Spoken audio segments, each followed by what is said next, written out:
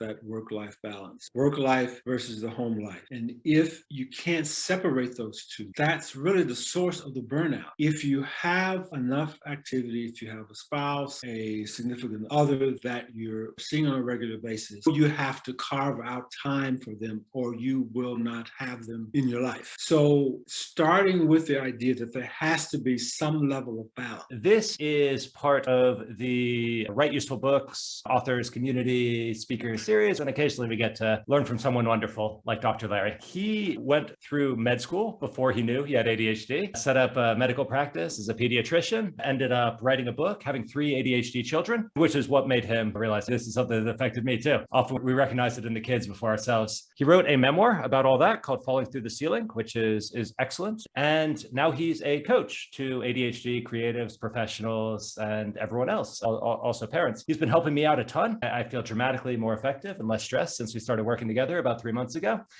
So, Dr. Larry, until I mysteriously Googled you, I did not know that ADHD coaches were a thing. Can you tell us a little bit about what they are and how they might differ from a supportive friend or a regular coach? As an ADHD coach, making sure that the client really understands how ADHD impacts him or her, what symptoms are manifested. But the starting point for me with any client is what's called the VIA Character Survey. And I would challenge each of you, viacharacter.org. It is a 20-minute survey which asks for your thoughts about things such as your curiosity, learning, judgment, spirituality, self-regulation, perseverance, and 24 of these characteristics. And each person's a little bit different. The top 5 to 7 of those are the ones that are considered your major character traits. Those are the ones that you use most frequently in terms of making a decision, in terms of how you view a situation, and impact your executive function. So via character survey, it's like a bird's eye view for me into each and every client in terms of their sense of the world and its fairness or lack thereof. As I talk to each client, I can see those major characteristics actually come out just in talking. So that's issue 1 for me. I want to know, what's your goal? Why are you seeking an ADHD coach? What do you want to improve on? What are the goals you want to accomplish? Both major goals and secondary goals. A little bit of medical information in terms of medications that you're on, so at least I have a feel of how you're able to perform at your current level, then help you to figure out what tools you need to be able to perform at a higher level and to accomplish the goals you set out. But in terms of breaking it down, it's just like eating an elephant. You break it down into small pieces and one piece at a time. It's a step-by-step process, clearly a building process. Primarily one of building confidence, showing the individual, you got this far with this set of tools. Now, let's see if we can modify, adjust those tools to help you with the next steps. And plus, I have a whole toolkit myself from training that I can sort of supplement the ones that you have developed on your own. For me, the pause, the power of the pause, to be able to withdraw from a situation, to really sit back and think, how do I need to handle this? What do I need to do? How do I need to respond? Rather than a strictly emotional response. Something I developed as a kid, knowing that I could overreact and that if I did so in school, that would be the whipping in school and the one that I got home. Since that was not one of the things I really liked, how can I control myself such that I don't produce those situations? And that was it. Sometimes having to take that first stab, but then after it's over, go back, sit down, analyze it, figure out how you want to respond to this. I didn't have a name for it, so I couldn't tell anybody else about it until I went through my coaching training. And that is that power of the pause, to be able to be in the moment, figure out a situation, make a conclusion, act on it, and then, if necessary, come back to it again. There may need to be a second step or readjustment to the decision that you made previously.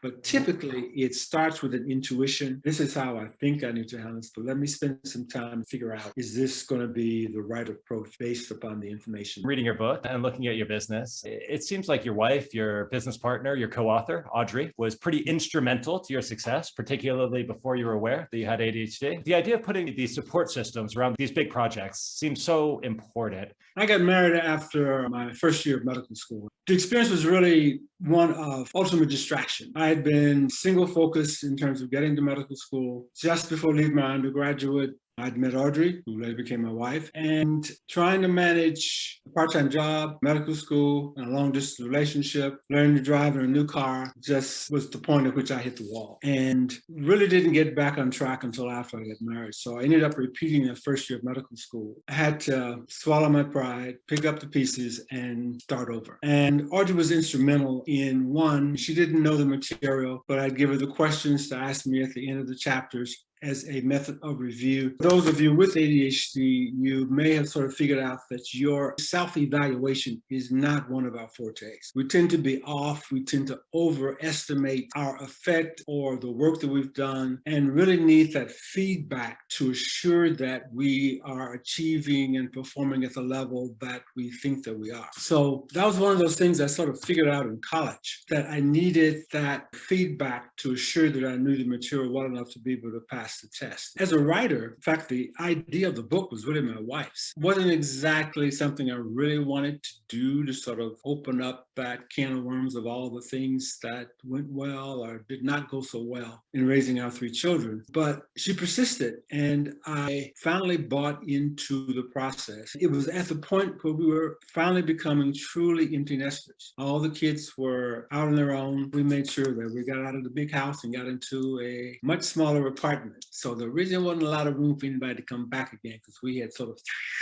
had that revolving door up until then. But through this process, it allowed us to adjust to this new experience of being empty nesters. How are we going to get along with the two of us together? No kids, so no distractions in terms of all the other things that were going on that teenagers and young adults require. And it became our catharsis, the things that we did well and the things that we did not so well in raising our three children. It was the composite memory of both of us that we put together those stories. Sometimes we actually even had to call our children to assure that we were telling the story correctly. I mean, we knew the outcomes, but sometimes we might get kids confused because, like I said, we got three of these impulsive children, hyper-focused, still very creative and very intelligent. So it was always them against us. You talk about the stuff like, inattentive, hyper-focus. Writing a book is an ongoing grind, right? It never becomes a habit. So when you look at these qualities, what sort of habits, processes, structures would you be looking to put in place to help yourself or someone else succeed? My wife was a pretty good writer. For me, I had no history of writing. Our decision from the beginning was that we would get a writing coach to help us to actually write the book. Because initially, most of the chapters were written by my wife. To have that sort of back and forth, have both opinions in the book, we intermingled chapters that I wrote with those that she had written, and then the major lessons at the end. But throughout the book, there are lessons and things that we really wanted to make sure that other parents understood and other families as they read the book. So, like I said, the writing coach was essential. Since my approach as a physician was always that sort of third party giving information, it was never personal. So I had to break out of that mode to create a passion and interest. One, for me to be able to write anything, and two, to be able to make it interesting for anybody else. So that was the first thing the writing coach had to work on with me, was how to generate that passion. Plus the fact that we were on a timetable and she was going to be coming pretty much every week. So the assignment had to be done in order for her to critique it. That helped me to control the procrastination. That helped me control some of the hyper-focus and the rabbit hole of perfectionism. If I got the story down, she would help me find the right words to show passion, interest, and some level of excitement. And typically, most times, some degree of humor. The tone of the book is beautiful. It's quite striking. Normally, when we hear from co-authors, everyone contributes, but then someone ultimately goes through it and creates a unifying tone. And something so interesting about Falling Through the Ceiling is that it's evident just from the tone of voice who has written each chapter. And it's from their viewpoint. It's like reading Game of Thrones, where it's the same event being retold from different viewpoints, which I think is incredibly powerful for this material. And that was our take, because we had to tell it from both sides of the story. For me as the ADHD person and my wife as the neurotypical difficult trying to hold all of the nuts together in the bowl. Something we hear a lot in the community is people come in, they go, oh, I really want to write a book, but I've traditionally failed at these lengthy projects, or I'm worried I'm going to give up halfway. What would you suggest to someone in that situation? Let me just start with, for us, each story was a standalone. So we could easily have chosen to write it as a collection of short stories, even though they were memoirs. So that was one of the devices that really helped us in terms of continuing the creative process, because each one was totally separate from all the others. In a book where you're really trying to continue one or two themes throughout the book is a little more difficult. So making sure that you've analyzed all of the pieces and how they will fit together, starting with a very good outline. As you write those chapters, you may change the order of those chapters, because originally the plan was not to write the book in chronological order. The plan was basically to tell the stories, to point out some of the issues, some of the symptoms of ADHD as we went along. You get to choose which book you write, and it makes sense to choose a book that plays to your strengths, that suits your tendencies. And I like the idea that you chose a book that was broken into lots of little standalone pieces, because that gives you these little wins. They're individual small challenges instead of one gigantic challenge. Sometimes I feel like every nonfiction book gets pushed to be more and more Gladwellian. I like the idea of picking a style that matches your personality. The whole rabbit hole thing rings true. I was wondering, what's your approach to actually sitting there with a keyboard and writing? Do you set a timer and chug through it for 45 minutes at a time? I tend to do a lot of speaking engagements like this one. This one's more freeform. Most are more in a lecture style. So once I choose the topic, then I basically generate that outline. And I must admit, the time is determined by the amount of time I have before the speeches, unfortunately. For example, last week I did a mental health talk, which was really only about 10 minutes, but it took me all week to put it together. Making that short speech and trying to make it dramatic enough to be able to fit into a broader mental health forum, I found much more difficult than an hour-long talk, which I could have generated in probably less time. So for me, that's one of the things that I really have to learn to work on. And I think now I have enough previous speeches that I can pull from old pieces that it won't take me that long, particularly for just a 10-minute talk. What does that actually look like kind of on your calendar in your day? Because you're running business, nonprofit, you're doing a bunch of things, you've got the family, you got all of this. We're all already at 100% capacity or worse. What's your process? You make it sound easy. Well, I've got to fit it in between my appointments. I mean, as a coach, I have, I guess, about 20 some hours of availability. And as the practice is getting busier, there are fewer gaps between one session to the next session. The big struggle with me is, one, responding to the email for folks who are interested in at least talking to me about being their coach, and then separating that time in order to be able to write and prepare speeches. In the old days, when I was still working as a physician, for things like that, I would just get up earlier in the morning. And now it's much more difficult to get up that early in the morning, since I don't have a real job to go to as such that's structured. So I've learned to try to focus quickly to get parts of the outline done, which may not be in the order. It's just the parts that come easiest, and then to put it all together. That is typically the way that I've worked in terms of the writing that I do now. I heard a wonderful little snippet from one of the writers of The Simpsons. He said, okay, you have to get the first draft done in 2 hours. And so he's got dialogue and scenes and this and that, but then he'll get to a point, it's like Homer says something oblivious that Marge gets angry about, and he'll just put that in brackets. He's like, okay, there's some sort of scene that's coming later, but I can't slow down for it. I've only got 2 hours and I got to get through the whole first draft. For whatever reason, he said it was so much easier to edit a bad scene once you've bookended it than to try to write something from scratch. I'm actually amazed that you're able to find writing time between appointments. Because for me, once I've checked my messages, my writing is over for the day. It has to be first thing or it's not going to happen. That's one of the things that I've learned to manage over time. It did not come easy to go from Hyperfocus and then to make that transition, which is one of the things that I work on with a lot of my clients. And I think we've had some discussions about that, Rob. How to transition from the Hyperfocus, to prepare yourself that I've only got an hour and a half or 2 hours to work on this topic. I need 30 minutes to get ready to go wherever on an errand or to do something with my wife. So I have to be able to drop it, but not lose my place, at least not lose my thought. I may have to go back and reread the parts that I just written, but it does allow me the opportunity to be able to at least outline the thought, and then I can fill in the detail when I come back to that spot again. How much of this toolkit needs to be individually discovered? Each toolkit is pretty well individualized. I mean, for most of my clients, I start off with a template, I would call it, setting priorities, such that you are able to decide on what 3 things need to get done today, what things need to be done immediately, which things can be done later in the afternoon. So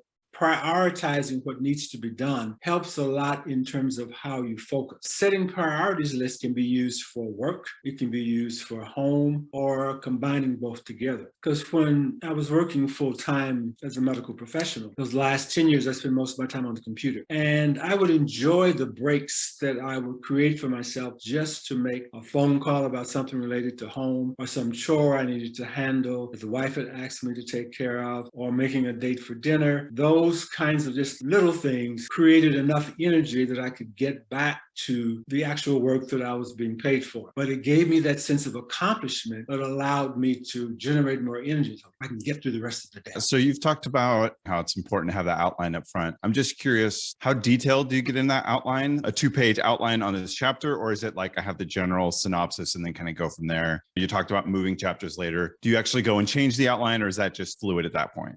When we wrote the book, we started with some key story. And then as we continued to write, the outline was really a work in progress for the book. We did not have all the stories lined up from the very beginning, because it was like reliving that 20+ year experience with the kids and then creating each little story and figuring out what were the lessons learned from this episode. When I'm doing a lecture or a talk, I start with a general outline of the topic, and it frequently will change based upon the description that's given by the organization or group that I'm working with. And then I adjust the outline to fit the description. It reminds me of the flow of beta reading and reader feedback. You go in with your best guess about the table of contents and the purpose of the book and all of that, but ultimately you don't know. It's like your readers know. If your readers don't want to read it, then you were wrong. And so there's always a bit of give and take there, right? But it's still your thing to say. There's something important of yours that you're trying to put on paper and bring into the world. It's like adjusting the heart of what you've got to fit the constraints of the people who are ultimately consuming it. One of the symptoms of ADHD that's quite common, as I understand it, is just a lesser ability to hold multiple pieces in short-term memory, complicated planning or this or that. So for example, if I'm thinking about a book, there's zero chance I'm able to think anything productive unless I'm actually writing it out on paper. It sounds like partly the outlining is a hack to allow yourself to think, and partly also a way to trick yourself into getting started, because it creates a doable first step. And then once you're started, you're like, yeah, now I can improvise. Now I can roll with the punches. But without that step, it's like, where do I even start? I mean, for me, planning has always been essential. I mean, I've gotten better at it, of course. The more I write, the better I'm able to create and faster that outline.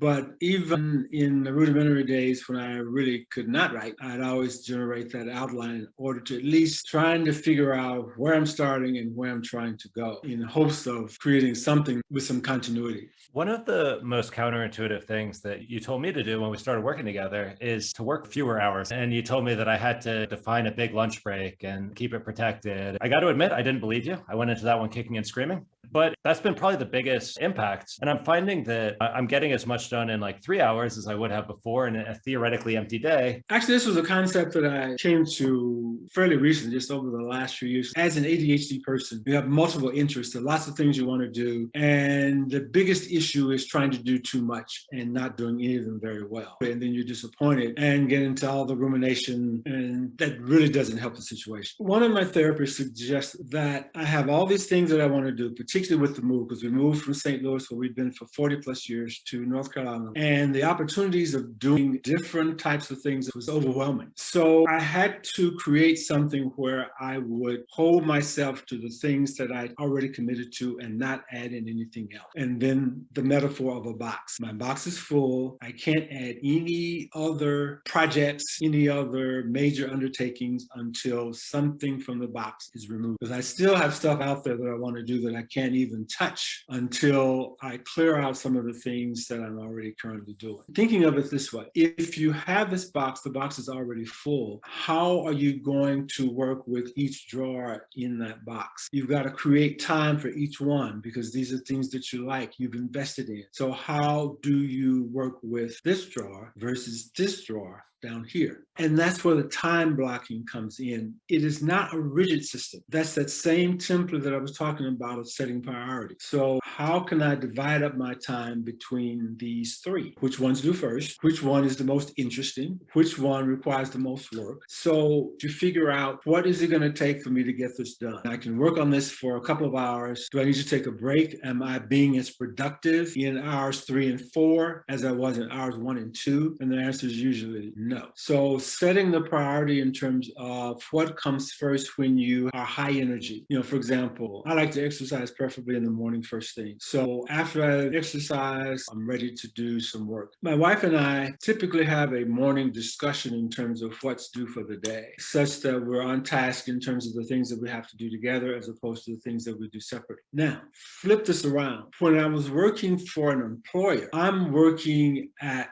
things that they want me to do or that they need me to do or expect me to do, as opposed to things that I chose and I have a relatively high amount of interest in. For me, it's totally different. I mean, it's almost like flipping a switch. The job demands are very different from my own personal demands because there are things that are going to be at the job that are not going to be that interesting. Since I'm no longer employed but self-employed, I get to choose. Is that easier or harder?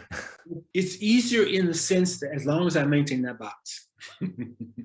If I let that box or break out of that box, then I become overwhelmed. And then I'm not very happy because I'm not doing the things that I want to do well. And it also means that some of the things that were already in the box have to drop out, even though they're not completed or things that I need to re-energize. Typically in the past, when I get overwhelmed, the first thing that would drop out would be exercise, which obviously at my age is not a good thing. So exercise has to be a consistent part and have its own little box and meet some minimum requirement. So something else has got to give. For a few years, I tried to solve that problem by not doing taxes, but it turns out that is the wrong answer. I was going to ask if there's any other advice on burnout. I struggle with kind of holding back from doing stuff because I've found that when I've been most productive in life, it's like when I'm doing all the things. I refer to it as juggling chainsaws. It's a great show. And if I add another chainsaw to the mix, it makes it more exciting. But then when I hit that wall, everything crashes down. How long does that period of productivity last when you're juggling all of those chainsaws? It depends, several weeks, maybe even months, but then they crash. I don't want to do anything for probably weeks. Like, I guess every evening from now on is video games because nothing else is going to grab my attention. So in order to be able to have productivity spurts over a longer period of time, and it's also to have some work-life balance, which will help to sustain and maintain those periods of productivity. With each of my clients, I always start fairly early talking about that work-life balance, work life versus the home life. And if you can't separate those two, that's really the source of the burnout. If you have enough activity, if you have a spouse, a significant other that you're living with or seeing on a regular basis, you have to carve out time for them or you will not have them in your life. So starting with the idea that there has to be some level of balance should help you to be able to confine the box somewhat. Over time, it will get better as you work on it. It becomes more of a habit. You know when you're getting to the point where you're overwhelmed, such that you don't drop all the chainsaws at one time. There may be one, but as you get better at it, you are able to sort of figure out what is it going to take for me to get through the next week. If you think about it that way, I think that may help you to come to some realizations of the importance of work, but the importance of the rest of your life without work. And I always want to talk about that with younger people because by the time you get to be my age, if you don't have those other interests, what are you going to do? You're just going to sit around all day and twiddle your thumbs? So in creating that space such that you have something that will maintain you you as an interest over a long span of time, even if it's not exercise, but something that will sustain you, that regardless of every other thing you stop or start, this will remain. And for my wife and I, those couple of things over these past 10 plus years have been our way of giving back to our community. And we run a food pantry at our church, and for the first 5-6 years, we funded it, found the volunteers, we did everything for it. We had the kids all involved in it. And it sounds like part of the benefit of that is that there's no way you're not going to show up for your nonprofit. So it sounds like that draws kind of a hard line that forces you to get your work done and step away from it and do something else you care about. Your question really resonates, Jesse. I feel the same stuff. I had a system that worked for me when I was living by myself, because I would go super into my work. I'd be super productive. And then I'd take like 1 to 2 weeks and just be a total vegetable and recover and not answer emails and not pick up the phone. Totally great when you're living by yourself. Not so great when you're cohabitating, right? I struggle with the same thing. It's still a struggle, but you continue to work at it. Is that by sitting down at the start of the week and saying this is going to take 6 hours and you sort of put it on your calendar? There's a million things in my head that I know I need to do. And every day I don't do them. There's clearly some missing piece. And then I get yelled at, or I yell at myself because I'm like, man, I should have done that by now. What am I doing? I once got a house repossessed because I forgot to file paperwork. And I was like, whoa, that was a big mistake. Wish I'd done that chore I knew about for the last 9 months. It's having that conversation with the spouse or the significant other in terms of where the priorities lie. That's probably the best advice I could give you. Then in agreement, this chore needs to be done first, and it's up to us to figure out the time frame in order to be able to get it done. A couple other approaches that I heard recently that made a certain amount of sense to me. One of the authors in our writer group, he's got his 2 weekend days, but then of his work days, he calls it a buffer day. So he's got 4 days where he's expecting to be productive. Then there's like an overflow day because he always overschedules. I think the only thing he does every day is his writing for at least an hour. He's just catching up on all this extra junk. One thing Nir Eyal mentioned for when you're working with a team is basically putting percentages on your priorities. So saying like, 50% of my time goes into this, 30% this, 10%, 5%, 5%.